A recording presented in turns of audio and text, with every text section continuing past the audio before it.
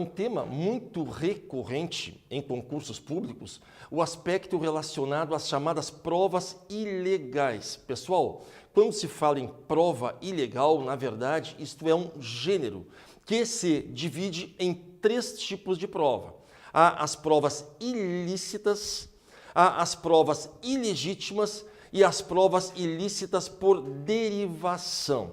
O que diferencia uma categoria da outra? Prova ilícita, classicamente, sempre se considerou como sendo aquela que viola normas de direito material, aquelas normas assecuratórias de direitos que têm um embasamento constitucional. Já a prova ilegítima é aquela produzida com violação a normas que não têm este reflexo constitucional necessário. E a ilícita por derivação é aquela que, embora lícita na sua essência, ela acaba contaminada pela ilicitude da prova que a tenha gerado. Minha gente, qual o problema que existe aqui e que tem sido muito cobrado, principalmente em prova oral? Esse tipo de situação. Olhem só, o que eu acabei de falar a vocês, que prova ilícita é aquela que viola normas de direito material, aquelas normas que têm um embasamento, um reflexo constitucional. O problema é que, lá na mini-reforma do Código de 2008, veio o legislador e no artigo 157 do Código de Processo Penal, fez o quê? Estabeleceu como prova ilícita aquelas que violam, provas ilícitas, aquelas que violam normas constitucionais ou legais. Ou seja, o legislador misturou os conceitos. Na época anterior a essa legislação, todos falavam, prova ilícita é a que viola normas com algum reflexo constitucional e ilegítima normas puramente legais.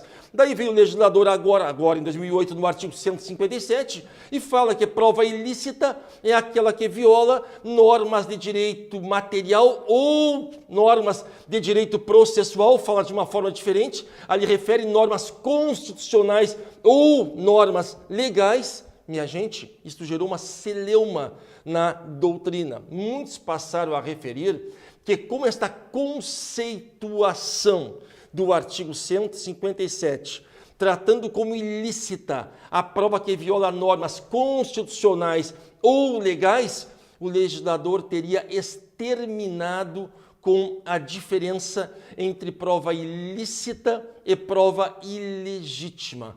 Para esta posição, a violação a qualquer tipo de prova, seja qualquer tipo de norma, seja uma norma constitucional, seja uma norma puramente legal, cairia na ilicitude. Com a máxima vênia, este entendimento é equivocado. Pessoal, raciocinem comigo. O que fala o artigo 157 do Código de Processo Penal? Na tela, por favor. O artigo 157, ele refere ali embaixo, que são inadmissíveis, devendo ser desentranhadas do processo, as provas ilícitas, assim entendidas, as obtidas em violação a normas constitucionais ou legais. Então, o legislador está dizendo que prova ilícita, estas aí, têm que ser desentranhadas, não podem mais ser utilizadas. Pessoal, se eu entender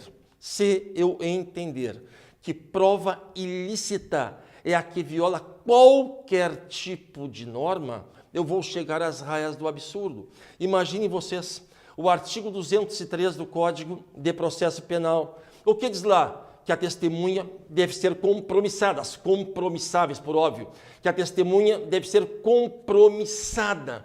Vamos imaginar que o juiz, mesmo diante de uma testemunha isenta, pelo adiantado da hora, pelo excesso da pauta, o juiz esquece de tomar o compromisso de uma determinada testemunha e ouve essa testemunha, que é isenta e deveria ser compromissada, o juiz ouve sem tomar o compromisso. Se eu entender que prova ilícita é aquela que viola qualquer norma, inclusive a norma puramente legal, eu estou dizendo que esta prova, este testemunho, pelo simples fato de ter sido colhido sem o compromisso, estaria violando o artigo 203, então que esta prova deveria ser desentranhada dos autos. Pessoal, é entendimento absolutamente consolidado que eventual ausência de tomada de compromisso de testemunha pelo juiz configura mera irregularidade, nem chega ao patamar da nulidade. Se eu entender que a prova é ilícita, eu teria que desentranhá-la simplesmente porque o juiz não tomou o compromisso. Outro exemplo, lá no artigo 226, tem formalidades para o reconhecimento de testemunha. Ali refere, primeiro, a pessoa que vai reconhecer tem que descrever a pessoa a ser reconhecida, depois a pessoa a ser reconhecida é colocada entre outras que possuam, se possível, alguma semelhança, para que seja apontada, então, pelo reconhecedor e, a partir daí, lavrado um auto de reconhecimento. Então, o reconhecimento de pessoas regulado pelo Código é um procedimento totalmente formal. Só que na prática, como é que funciona? Chega a vítima lá, chega a testemunha em audiência, está o réu sentado, e o juiz diz, olha para ele, foi ele? E a testemunha fala, sim, foi ele, reconhece, sem aquelas formalidades do artigo 226, sem antes descrever a pessoa, sem colocar o réu entre outras. Isto é muito taxado de nulidade em recursos defensivos, e a jurisprudência é consolidada, quando muito, uma nulidade relativa.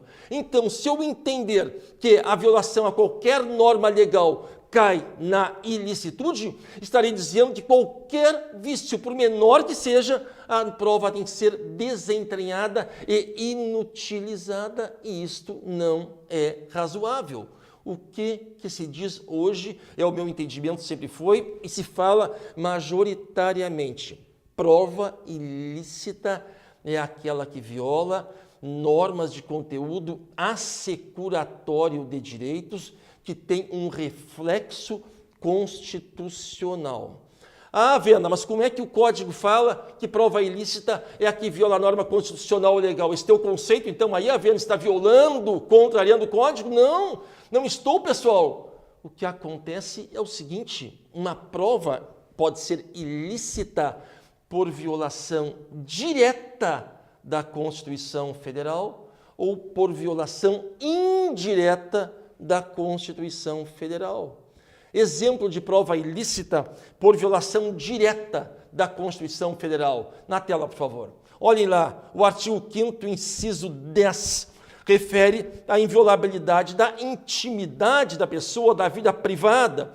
O 5º, inciso 11, a inviolabilidade do domicílio, salvo as exceções legais. O 5º, inciso 12, a inviolabilidade da correspondência, da sigilo das comunicações telegráficas, de dados e das comunicações telefônicas, salvo, neste último caso, por ordem judicial na forma da lei. Então, imaginem vocês comigo aqui, imaginem vocês que o juiz não tem autorizado uma interceptação telefônica e, a par disso, a autoridade policial tenha realizado a interceptação sem a ordem judicial. Nós temos uma prova ilícita por violação direta do texto constitucional, violação direta do artigo 5º, inciso 12 da Constituição Federal. Ou então uma busca e apreensão é feita sem mandado, na residência de alguém, não é flagrante, não é situação de desastre, não é para prestar socorro, não há o consentimento do morador e a autoridade policial invade lá e realiza a busca e apreensão desautorizada. Temos prova ilícita por violação direta do artigo 5º, inciso 11 da Constituição Federal. São provas ilícitas que têm que ser desentranhadas e inutilizadas. Agora, vamos ver diferente. Existem situações onde a norma, apesar de constar de um diploma infraconstitucional, ela existe para assegurar o cumprimento de uma garantia ou de um princípio constitucional. São normas que não poderiam dispor ao contrário do que dizem, porque se dispusesse ao contrário, se tornariam inconstitucionais. A violação destas normas acarreta em violação indireta da Constituição.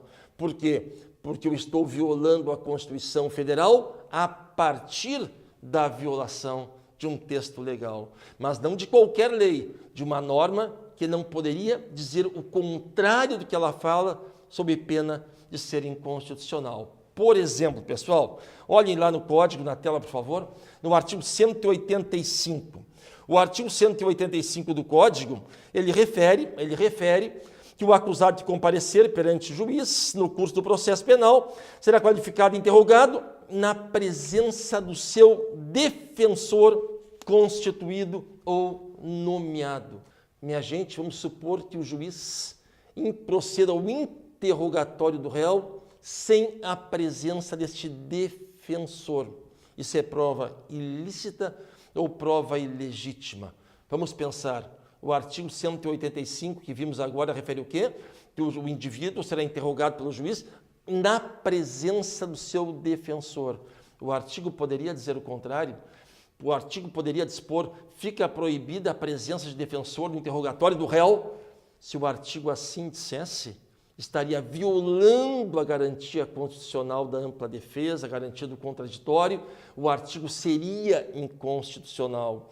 Então, o artigo 185, na parte que refere à necessidade da presença do advogado, se violado, acarreta a ilicitude da prova. Por quê? Porque está sendo violado um dispositivo que visa garantir uma garantia, perdão o trocadilho, constitucional. Ok? É um artigo que não poderia dispor o contrário, porque se dissesse é proibido advogado, estaria violando garantia constitucional. Outro exemplo, artigo 186 na tela, por favor. O artigo 186 refere ali, né, depois de devidamente qualificado e cientificado o inteiro teor da acusação, o acusado será informado pelo juiz antes de iniciar o interrogatório, agora, pessoal, do seu direito de permanecer calado e de não responder às perguntas que lhe forem formuladas.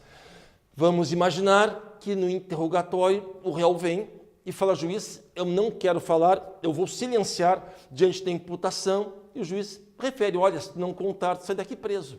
Ou então é condenação certa. O juiz está condicionando a validade do depoimento a que haja, a validade do ato, a que o indivíduo narre, coloque a sua versão.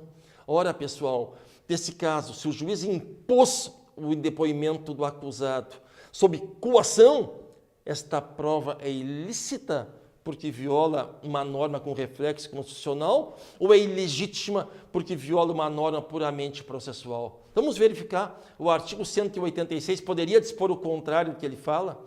O artigo 86 poderia dizer assim, que o juiz advertirá o indivíduo de que o silêncio dele implica em confissão tácita? Não, o artigo não poderia dizer o contrário do que ele fala. Portanto, se um juiz interroga o indivíduo mediante coação, esse interrogatório é prova ilícita, porque está afrontando uma norma infraconstitucional, o artigo 86, cujo objetivo é tutelar uma garantia constitucional que que são as da ampla defesa e do contraditório.